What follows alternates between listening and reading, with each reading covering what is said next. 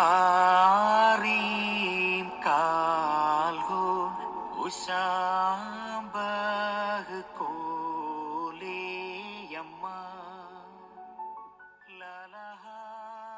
തോമയുടെ നേതൃത്വത്തിൽ സിറിയയിൽ നിന്നും പായ്ക്കപ്പലിൽ കേരളത്തിലെത്തിയ 72 കുടുംബങ്ങളുടെ പിന്തുടർച്ചക്കാരാണ് തങ്ങളെന്ന് ഇപ്പോഴത്തെ ക്നാനായ സമുദായാംഗങ്ങൾ അവകാശപ്പെടുന്നു. അങ്ങനെ 72 കുടുംബങ്ങൾ വന്നു എന്ന് പറയുന്നതിൽ യാതൊരു അർത്ഥവുമില്ല. കാരണം കുടുംബം എന്ന് പറയുമ്പോൾ സ്ത്രീകളുണ്ടായിരിക്കണം. സ്ത്രീകൾ കടൽ യാത്ര ചെയ്ത് 12-ാം നൂറ്റാണ്ടിന് ശേഷമാണെന്ന് ഞാൻ ചരിത്രകാരന്മാർ എഴുതി വായിച്ചിട്ടുണ്ട്. 72 കുടുംബങ്ങൾ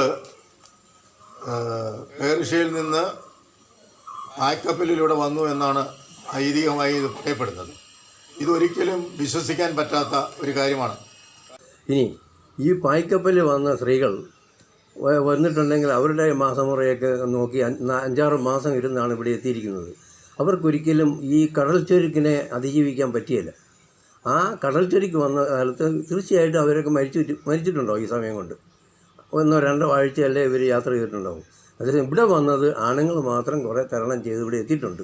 കാരണം ദീർഘനാളത്തെ ഒരു യാത്ര, ഒരു കടലിലൂടെയുള്ളൊരു യാത്ര, ഇന്നത്തെ പോലെ യന്ത്ര സംവിധാനങ്ങളൊന്നുമില്ല. പായ്ക്കപ്പലിൽ കാറ്റിൻ്റെ അനുസരിച്ച് ഇവിടെ എത്തിപ്പെടാൻ പറ്റുള്ളൂ. ഈ പറയുന്നത് തന്നെ ഇങ്ങനെ ഒരു ദീർഘമായ യാത്രയിലൂടെ സ്ത്രീകളടക്കമുള്ള ആളുകൾക്ക് യാത്ര ചെയ്യാൻ സാധിക്കില്ല എന്നും ഈ രീതിയിൽ വന്നു എന്ന് പറയുന്നത് ഒരു കടങ്കഥയായിട്ട് മാത്രമേ എനിക്ക് വിശ്വസിക്കാൻ പറ്റൂ.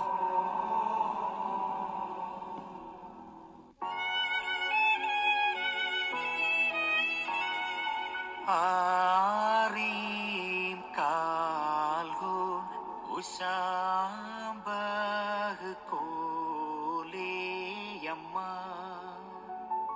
lalaha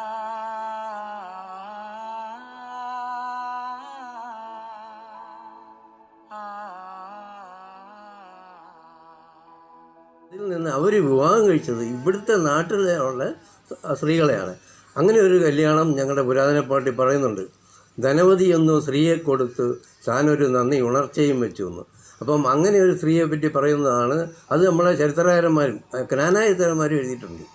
ഈ ഇതേപ്പറ്റിയുള്ള കാര്യം എന്ന് പറഞ്ഞാൽ ഇവരിവിടെ വന്നിട്ട് നായർ സ്ത്രീകളെ മറ്റുള്ള സ്ത്രീകളെയൊക്കെ വെപ്പാട്ടികളായിട്ടും ഭാര്യമാരായിട്ടും വെച്ചിട്ടുണ്ടായിരുന്നു എന്ന് ഇവിടുത്തെ ചരിത്രകാരനായ കൊല്ലാവറമ്പനും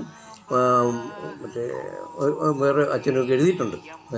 അത് ചരിത്രപരമായിട്ടുള്ളതാണ്.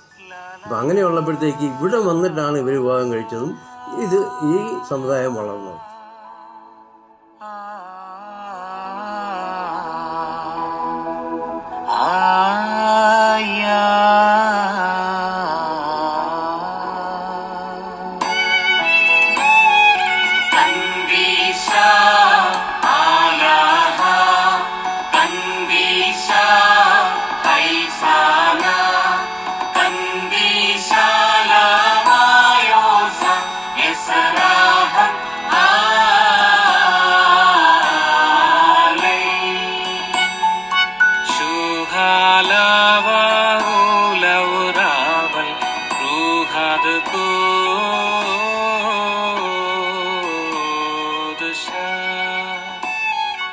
Kandesha alaha